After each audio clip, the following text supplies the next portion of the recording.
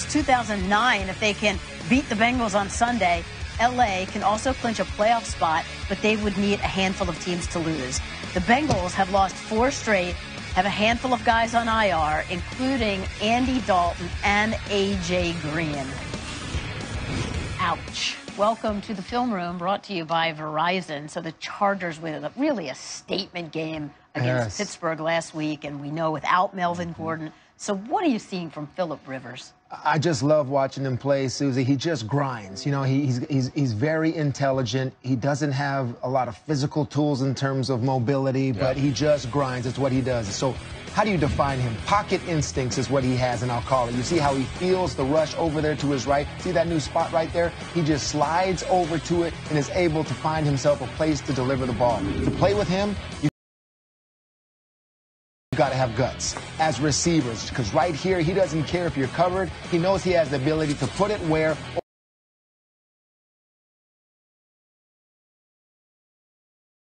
only you can catch it, trust in your abilities, and you're going to take a shot, and you're going to have to hold on to it over and over again in the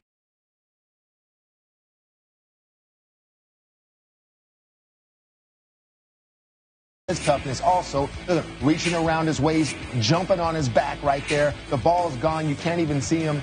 The toughness, the respect that he has by everyone in the league and everyone that played against him in the league, that he's still playing now, that you respect that toughness. He's just a special player, and I'm happy to watch him have this type of success. You want to see him do good. You do, that's the thing about him. You're right. You said it right. Athletically, he's not the greatest athlete. It's ugly. But he finds a way to find the receivers and finds a way to get the ball out of his hands quickly. He was so excited after the game. It was like a little kid. It was infectious. You want to root for them. All right, so no Melvin Gordon, and he didn't practice today. But the rookie, Justin Jackson, he really did well, at least in the second half last week. He had 8 touches for 63 yards. And he saw the team really light up.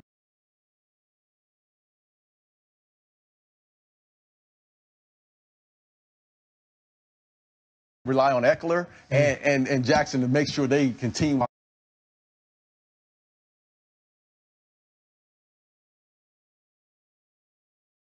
Los Angeles Chargers will be. Yeah, they will. They'll continue to win. Austin Eckler, he's gonna pick up that load like you talked about, Darren. I know Melvin Gordon's gone, but what they did without him last week, it's just a confidence boost. Watch Eckler have a big day. Yeah, I agree. I think Eckler's gonna have a good day, and again, Phillip Rivers, with all the weapons that he has, especially Keenan Allen. I mean, double the guy. Take him away, because Keenan Allen is going to be the superstar that's going to make the big plays for him.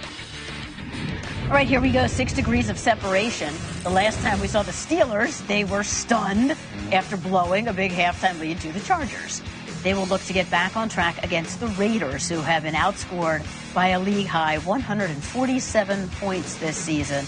But, Darren, the Steelers without James Conner, he's ruled out for this game. How much weight does that put on Ben and the rest of the offense? Well, I think Ben's going to have to really take control of this offense this week. But Jalen Samuels is going to be a guy, and Stephen Ridley are going to share some time in the backfield and see if they can make some adjustments. I think they're going to figure out whoever has the hottest hand going into the second half or the third quarter is going to get most of the carries. But in the end, is going to be on Ben Roethlisberger, because I think the one thing you're noticing about the Raiders is that they're playing 4 quarters now. They're playing tough. There was a time 3 weeks ago where they weren't playing all out. Now they're playing 4 quarters, so it's going to be up to Big Ben to carry this team in the 4th quarter. And we talked about all the positives for the Chargers in the second half last week. Then on the flip side is the Steelers' second half last week. What did it show you about this team? I think it's still in them to fall apart. To fall apart when everything's perfect. You know, you're at home, you're up by 16, you just need a play. You need a play to extend the drive, maybe get another field goal or something, a third down.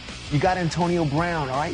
Ben Roethlisberger, any players on defense, T.J. Watt, Dupree, those type of linebackers, they failed in terms of taking advantage of their situation. And I think it all came to head in that last little sequence of field goals. I mean, it's like, what are you doing? Offsides for 1 and they miss, and then 2 more.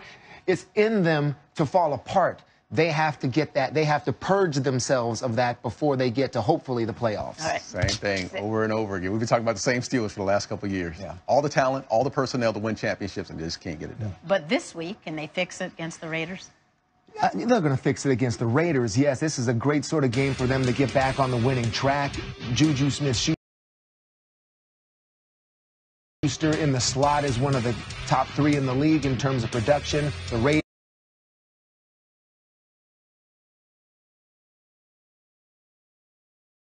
Just on the opposite side, ABs. Juju is getting a lot of attention now. He's putting up some big.